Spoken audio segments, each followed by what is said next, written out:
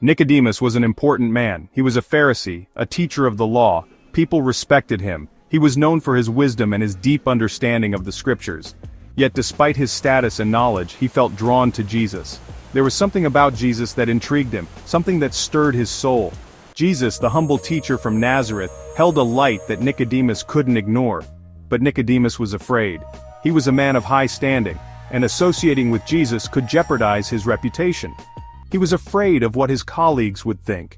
The other Pharisees were skeptical of Jesus, and Nicodemus feared their judgment. He was afraid of the unknown. The teachings of Jesus were radical and challenged the established norms. It was a leap into the unknown for Nicodemus. So, he went to Jesus at night. Under the cover of darkness, he sought answers to the questions that plagued his mind. Under the cover of darkness, Nicodemus sought the truth. He needed to understand who Jesus was and what his teachings meant. "Rabbi," he said, "we know you are a teacher who has come from God." Nicodemus saw the miracles. He had witnessed the signs and wonders that Jesus performed. He recognized the power of God in Jesus. The miracles were undeniable, and they spoke of a divine presence. But he didn't understand how to bridge the gap between his life and Jesus' teachings. He was torn between his old life and the new path that Jesus offered. It was a moment of deep reflection and inner conflict for Nicodemus. Jesus, with love and wisdom, spoke to Nicodemus's heart. "You must be born again," he said. Nicodemus was confused. How could a grown man be born again? It seemed impossible. This encounter was more than just a conversation. It was a meeting of the mind and the spirit.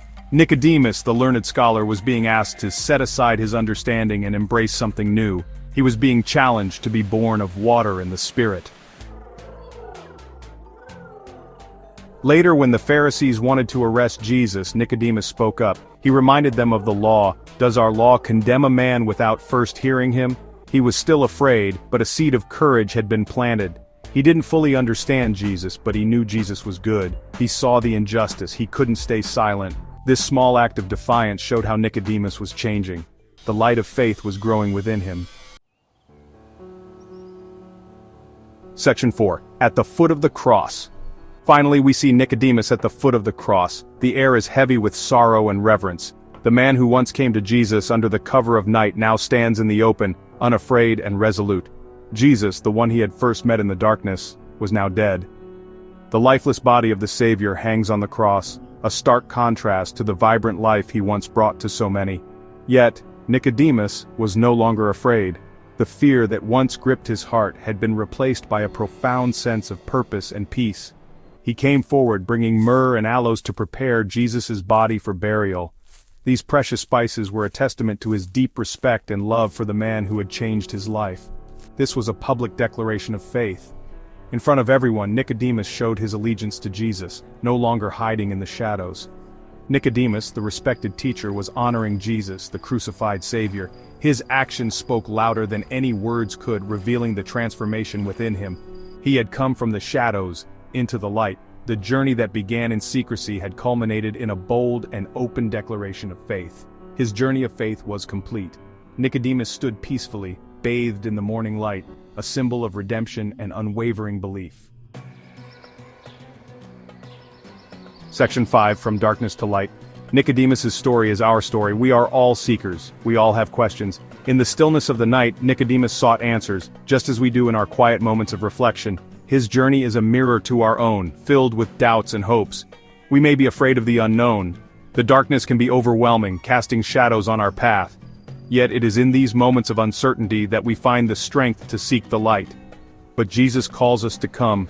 He invites us to step out of the shadows and into his embrace. His call is gentle yet persistent, urging us to trust in his guidance. He calls us to be born again. This rebirth is not just a moment, but a continuous journey of transformation. It is a call to leave behind our old selves and embrace a new life in him. He calls us to step out in faith, even when it's costly. Faith often requires us to take risks, to step into the unknown with the assurance that he is with us. Nicodemus' journey reminds us that faith is a process. It is not always a straight path, but a winding road with many turns. Each step, each decision, brings us closer to understanding and deeper faith. It starts in the heart, often in the quiet moments of seeking. In solitude we find clarity. In prayer we find strength. These moments of introspection are where our faith begins to take root. It grows through questioning and wrestling with the truth. Our doubts and questions are not signs of weak faith but of a faith that seeks understanding. Through dialogue and study, our beliefs are refined and it blossoms into action, into a life lived for Christ. True faith is not passive but active. It compels us to serve, to love, and to make a difference in the world around us. Like Nicodemus, we can move from the darkness of doubt to the light of faith. This transition is a journey marked by moments of revelation and growth. We can find courage in our convictions. Our faith gives us the strength to stand firm, to face challenges with confidence, knowing that we are not alone. And we can know the joy of following Jesus, no matter the cost. This joy is profound, a deep sense of peace and fulfillment that comes from living a life dedicated to Him. If you found this message encouraging, share with someone today.